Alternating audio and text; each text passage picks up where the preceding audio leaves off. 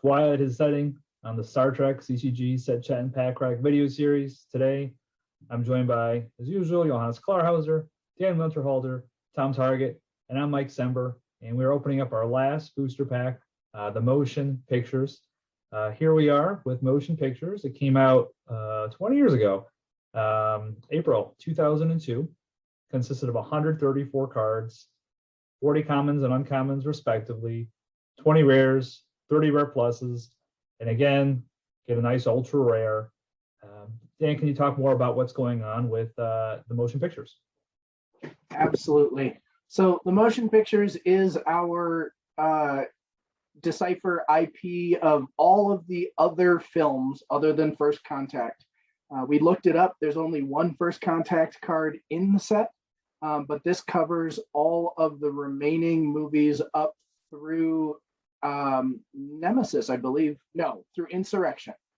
There are Nemesis cards in All Good Things, but not in this one because it came out around that time.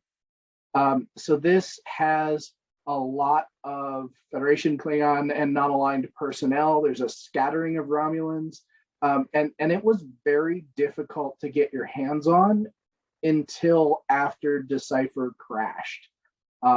And their stock was sold to Hills in the early 2000s. You'll see, so one of the reasons that we think that is that Decipher was working very hard on their transition to second edition. They released the first set for second edition at the end of 2002. And so this was, in some ways, we think this was just one of those, okay, there's still people buying this, let's get this IP out to them and see what money we can make off it. But there wasn't a ton of work spent towards marketing. I've not seen marketing materials for this other than just some very basic one sheets. So it was a harder set to come across, and it's a lot of fun. It's another one of those nostalgia trips as you're opening things, but there's not a ton of it around, and so it's expensive to get a hold of. What did it do for gameplay? There are a couple of interesting things about the set. First of all, it has a massive number of Federation and Klingon personnel, as you said, and some non-aligned ones. There are a couple of sub-factions. There are the Sonar that you can use and spice up a different affiliation with. They're not enough to make it a pure Sonar deck. There are cards centered around Khan, and there is a card that gives them a playable engine where you only have a few people, but you can still put them to good effect. But the most part of this deck is movie versions of our heroes from the original series and also Klingons. There are a couple of very powerful cards in the set. Most importantly, the dilemmas in this set are almost all very, very good. Veacher, the Whale Probe, Subspace Shockwave, those are still some of the best dilemmas in the game. There are very interesting cards like Transport Inhibitor, which prevents beaming. So you can use this to lock an opponent out of a planet mission. If you get there first and set up your inhibitor there, you force them to bring something that either gets rid of your inhibitor or allows them to land the ship, which not every deck includes automatically. And there are also a couple of interesting story cards like Prefix Code Transmission that you can use to set up a ship destruction by reducing the defense total. There is the Nexus, which is thematically interesting as it travels down the space line, and you can get bonus points if you help Dr. Tolian Soren get inside. So a lot of nice little story elements.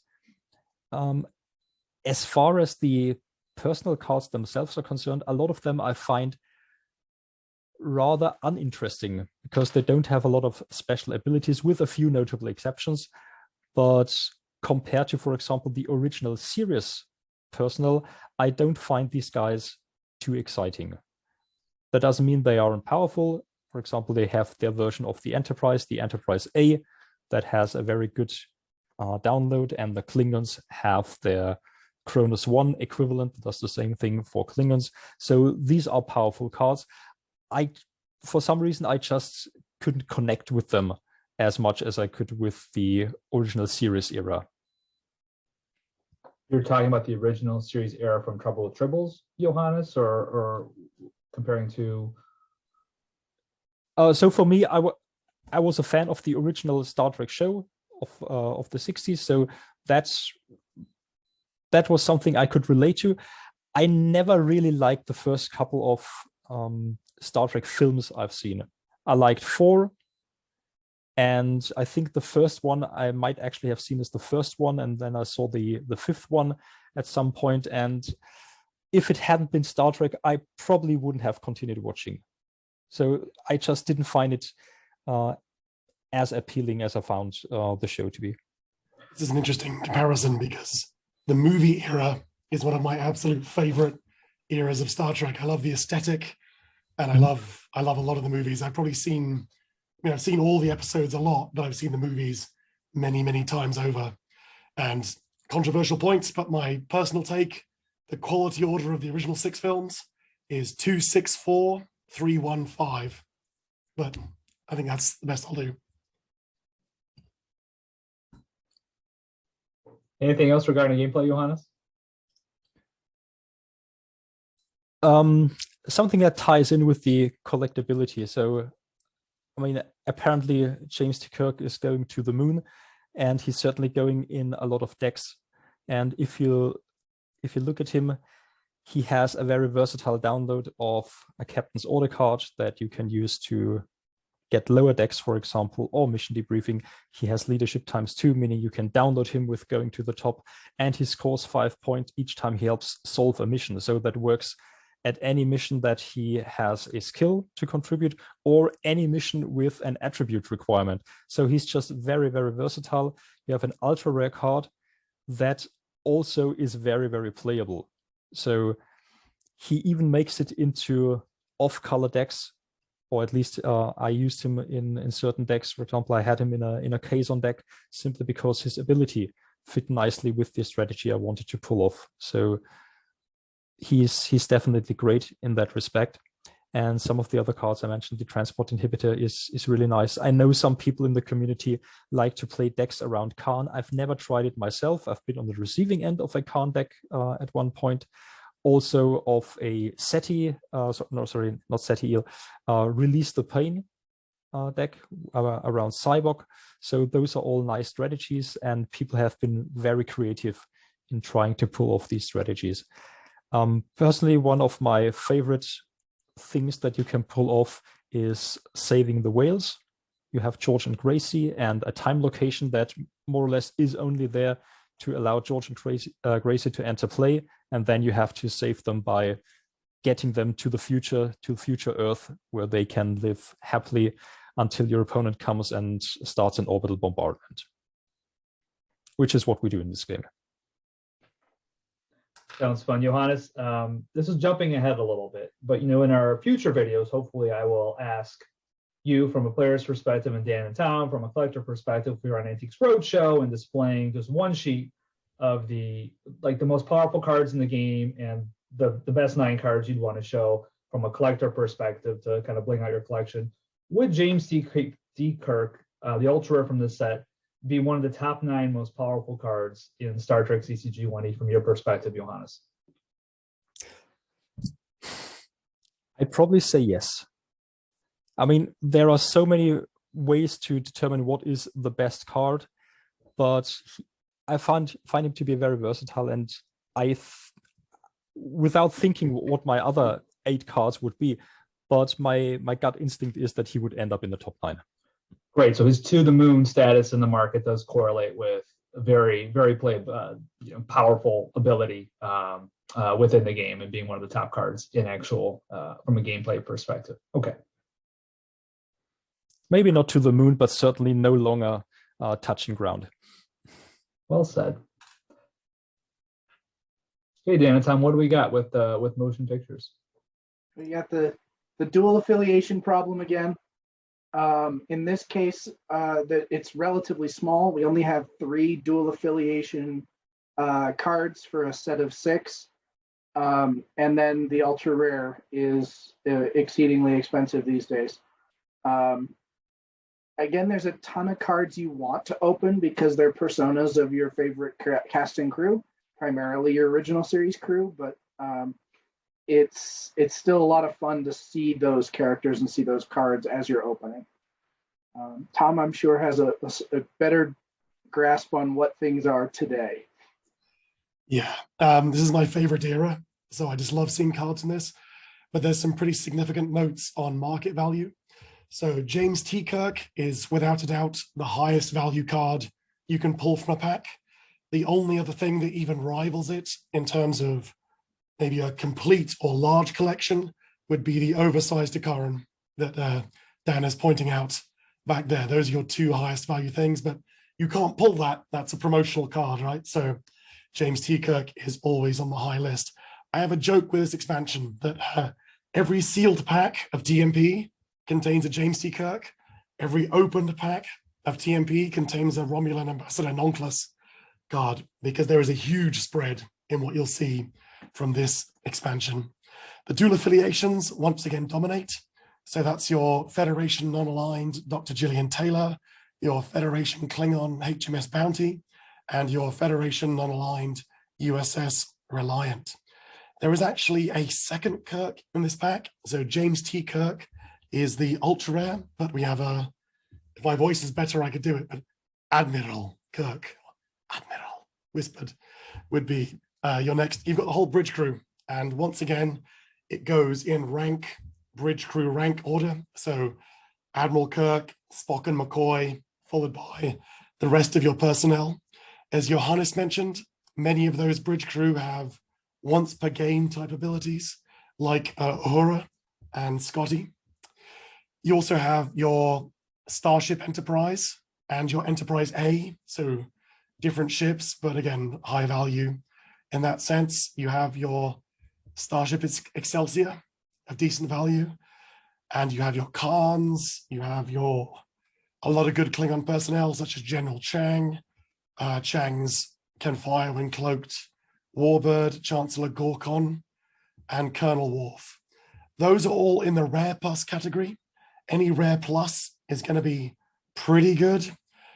The things that can make you a little sad would just be the regular rares. So there's a few good regular rares, the dilemmas that Johannes mentioned, such as Vija, God, and Whale Probe.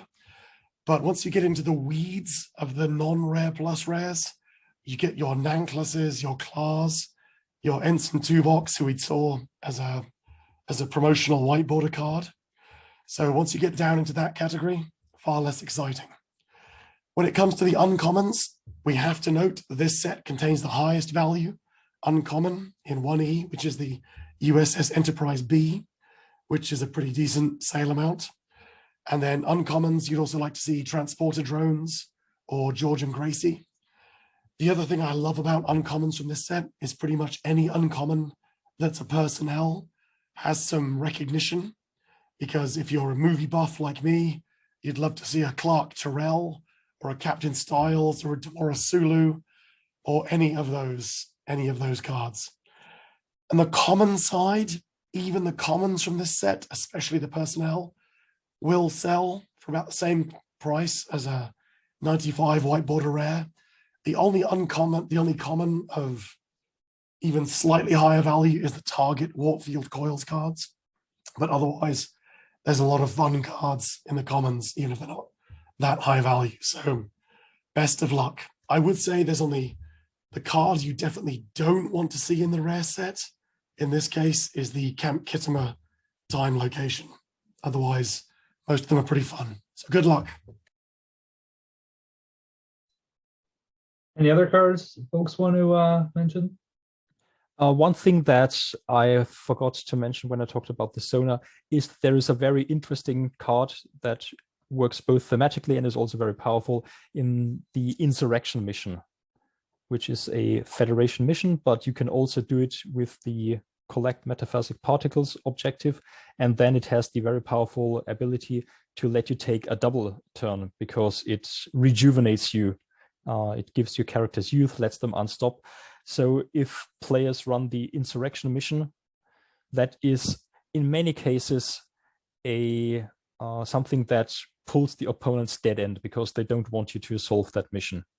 So sometimes insurrection is used in decks that don't want to attempt it or have no way of attempting it, simply to pull the opponent's dead end away from a mission that you actually want to solve. So it's very powerful, and it allows for some very good, nice mind games. Okay, well, here we go. This is very exciting to me. Like Tom, I do really enjoy the motion pictures because I love going to movies, and that was the time I started going to movies. Then I got to watch them a few times back in the day. So the nostalgia is there for me more so than the original series during that time. Hopefully I'll remember some of those moments when we open up this pack. This is the first motion pictures I've ever opened, maybe the last. So I appreciate your good luck, Tom. Dan, you got something? I like that they put them villains on the pack instead of trying to put the heroes on the pack. This is all the notable villains really from the movies, and I appreciate that.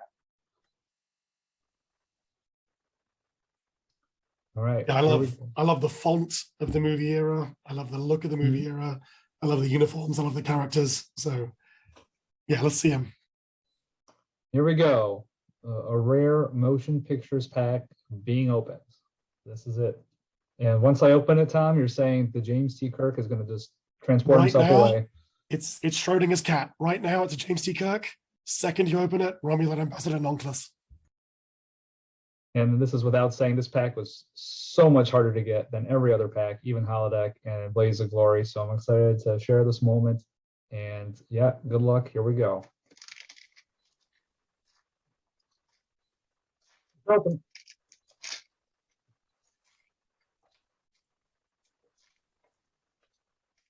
Is every card going to say what movie it's from at the top right? Yes. Okay, so we need to guess. All right. Duzsak. Odd numbered mission or odd numbered movie. Search for Spock. Good card if Klingons need a way to land their ships. As I mentioned before, Transport Inhibitor is something that is played offensively to this day. And sometimes you just need a way to get your personnel down on a planet without resorting to beaming. And it's a captain's order, so JTK could download it. I love the blue. This is our last pack, and you all know I love opening those blue cards. Jacobson, motion picture. What a star.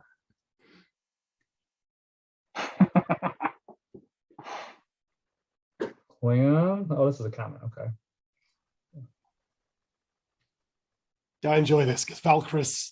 Oh no, this isn't Valkyris. Sorry, this is the one from Vixis, Star Trek V, Vixis. But Vixis. still, it's nice to see that. You know, these are characters I've seen multiple times because I watched the movies over and over again. This is Spice Williams, I believe. And she was a whole bunch of different, she was one of the common stunt actresses as well. All right, let's just get to it. Let's get to our rare. This is it. This is where all the hype is going to end. We have it's a Klingon. Oh, so it is not James T. Kirk. What are we hoping Could it be for? the dual Could be a affiliation? bounty. Should be a bounty. Could be bounty. We're looking for a bounty. Oh, hell. Very nice. Oh boy. Oh boy. Wow, these last two packs, folks, gentlemen. Wow. All Yeah, right. This one makes Iden look like a chump. Wow. Yeah, it does. Iden. Wow, look at that. We got there. Wow. I'm very happy because this was the card that I had to rip up when we played an Iron Man tournament, and this is one of the rares that we had in the motion picture packs.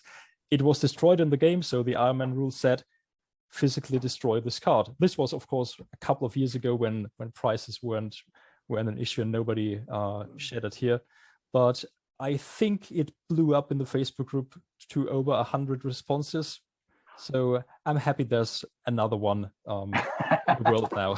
Well, this poll brings balance to the force. Yeah. We started with the Enterprise, we ended with Iden and the HMS Bounty. You know, a lot of times people are talking, we have different attitudes about opening up sealed product and how generally it's not an EV of the expected value here, but certainly opening up a card that's worth more than the pack. That's awesome. Wow, And these packs are crazy expensive, but that card is worth twice as much as the pack. This card paid for all of the packs you bought. And these 4 packs, our last 4 packs, they've been sitting around for a while. And Tom, you mentioned, when you don't open up a pack, it's a great card, and when you do, it's not. But here we are having these just sitting around, and opening them up just inspires that, wow, you never know what you're going to get. And here we are. So extra things, just the staffing icon. So, not a standard crew icon. So it requires personnel from this era to work with. Mm-hmm. So, and it's also pretty decent stats. It's a beautiful ship. It plays a big role in 2 of the movies. Yeah. I wonder if they ever fished it out of the bay after the end of the movie, but it's just great to have. I'm sure Lower Decks will get to answering that question eventually. Although it would be the Federation affiliation one that's in the bay. This is the Star Trek 3 version of the ship. So it doesn't get christened the Bounty until 4, so. Exactly. Very cool. And there we are. We started with the Enterprise. We ended up, Tom, you mentioned it's not, but yeah, we ended up with another Federation ship, ish. So here we are. Okay, let's continue our pack. Even though this is fun to look at, this is great. We started with a yay. We ended with another bomb. Awesome.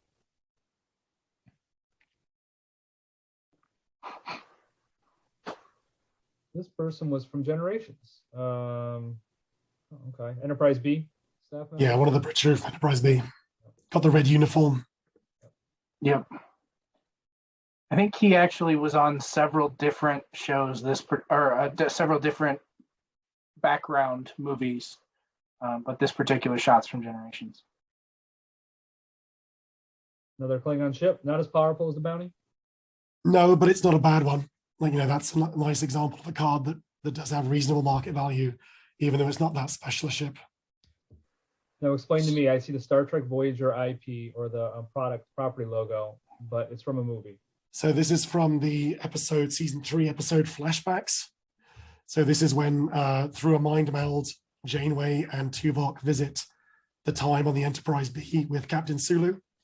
And this, I believe, is Kang's ship, Captain Kang, when they're trying to go through the nebula to help Kirk and McCoy. At Repente.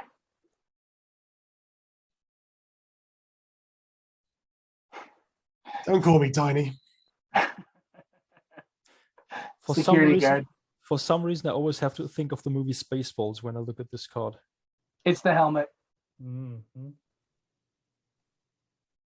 I think he's the single Federation original movies mission specialist that they have. Security and computer skill. I've used them occasionally.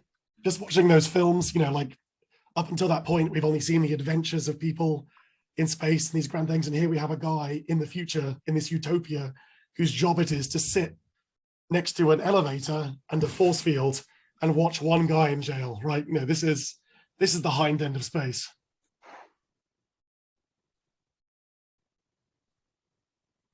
Another good example of this is an Enterprise B bridge crew navigator. So again, just a nice tie-in. We have him in both Star Trek Excelsior 6 and in flashbacks. Oh, sorry, Excelsior, but I think it's the same actor in both Star Trek 6 and in flashback. So it's great to have these multiple appearances of these characters. Riker maneuver. The tactics do sell as well. From this set, the tactics do sell. This one especially. Insurrection was my favorite Next Generation movie, primarily because to me, I think most accurately reflected what an extra episode would have been like. Just kind of another episode of Next Generation. While I did really enjoy the movies, like I had said, I think it was cool going to theater and saying like, hey, this is kind of like another episode, like kind of a bonus episode. And I just really appreciated and like that. So Insurrection, I did like a little bit more than First Contact for that reason. I certainly remember this. Controversial, but everyone's allowed their opinion. That's why we're here, to stir up the controversy, right? Hot takes. Here we are. There's one of them. Oh, the SETI eel. Oh, this is in my nightmares after I saw this movie. Oh, yeah. I fear 2 things in life, and that's SETI eels and velociraptors. Like this, I used to have SETI eels haunt me to this day. My ear is twitching right now. I got the plugs in, but it's just like there's extra pressure. Just that little scene where it zooms in and the tongue flicks. Oh God, I can't even. No, we're done. We're done. Oh, another insurrection character. Wow, a lot of skills. And that's your Sona again. A common Sona. Wow. And we're back to the start. So what a great pack to finish.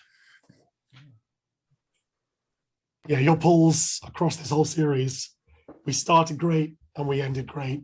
And statistically, I'd say you're well above average, especially with this. Yeah, our pulls alone are likely to drive extra viewers.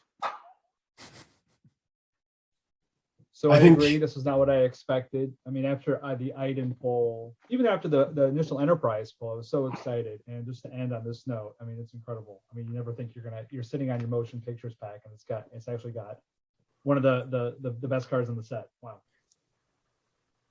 And I think even though the pack is heavily focused on the original 6 movies, it's nice to have those additional tie-ins from the Voyager flashback episode. I think, as I mentioned, they also had to get Ensign Tuvok in there as he was a whiteboard promo card. Is it first anthology he's from? I think so, yeah. Yes. Yeah, so that's a big gap to get him in there as well. So there's a lot of just so many fun cards you can pull from that, especially if you've seen the movies as many times as I have. And one thing I didn't actually ask when we had the bounty for us, why is this so expensive and sought after? Maybe you were talking about it, but I was just looking at the card and kind of like, oh, we got what makes it so powerful? Is it powerful gameplay wise, and why is it so expensive? Availability. So you're talking about it's rarity. It's the same dual affiliation problem we talked about with Voyager. It's very rare. It's hard to get. It's hard to pull, and there are more and more people in the market trying to finish sets, and it's nearly impossible to fill sets as best we can tell. If you look at market trends, I think a lot of people came back to collecting in the past couple of years. And I think what we're seeing is a lot of those people who got back into it, it's easy to fill out a lot of those early sets and middle sets. And so that drove prices for everything up overall. But as we get fewer people now starting to collect, you see maybe a reduction or a stagnation in prices of cards, which are still readily available in sealed format. But all of those collectors trying to complete their sets are now focusing harder and harder on these very difficult to get cards from the later sets, especially the dual affiliations. So a dual affiliation card from this set is higher value than almost anything else from any of the previous sets. Like this, that card is comparable to the ultra rare foils from Reflections. Anything else to add about the motion picture set? I'm envious. I'll have that. It's another one of those sets that I wish there was a lot more of, because it's always fun to open. You know, you might get a bummer pack, but if you're opening 3 or 4 packs, you will get something that you are at least vaguely happy about. And I know I've made this point before, but throughout this game, there have been several times where I'd have liked to have seen, say, the Mirror Universe be a standalone faction, you know, drawing from all the different factions to create one. I think that would have made a better addition to gameplay than having a few additions to all the existing factions. And I think that could also be true here. I think creating a movie faction could have made it a lot more fun to play than just these peppering of new cards with factions that already have a lot of cards in them for that extent. But even having said that, I love seeing the bridge crew from this era. I love seeing the Klingons from this era. I love seeing the ships. I love seeing almost everything about it. And when opening packs, I'd love seeing dual affiliations.